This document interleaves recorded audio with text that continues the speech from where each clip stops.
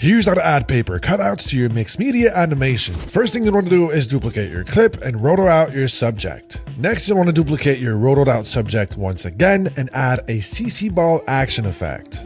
You're going to want to set the grid spacing to 0, the ball size to 80, the coloring to crisp, the shading to around 100, the scatter to 0.2, the displace to around 4, and next we're going to add a turbulent displace effect.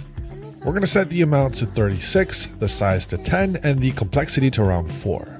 Next, we're going to keyframe the evolution, so make sure you're on the first frame, then go forward about a second, give it 5 rotation, and then I'll click the little stopwatch and hit it with a loop out expression, which we're going to be using a lot for this effect. What you want to do next is add a fast box blur and set the blur radius to around 0.5 and the iterations to 1.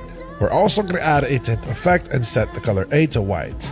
As you can see, the effect is starting to come to life, but now we're going to add a drop shadow effect, set the opacity to 100 and leave it as is. Next up, we're going to add a roughen edges, and this is what's really going to sell the effect. So let's change the border value to 0, the edge sharpness to around 4, and finally the scale to 300.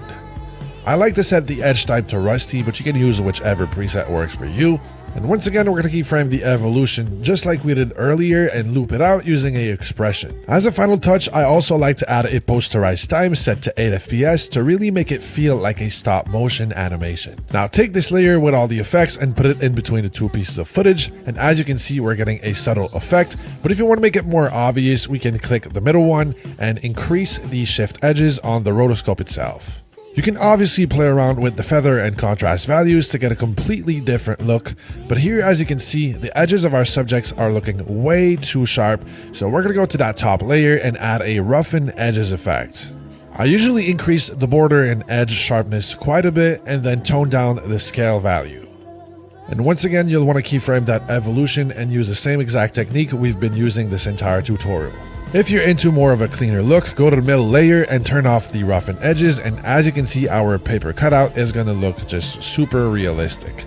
I personally prefer it with the roughen edges on, and here's the final result once filtered through the MXM plugin. As you can see, it looks super realistic, and what I suggest you do is save it as a .ffx preset so you never have to do any back and forth between Photoshop and After Effects ever again.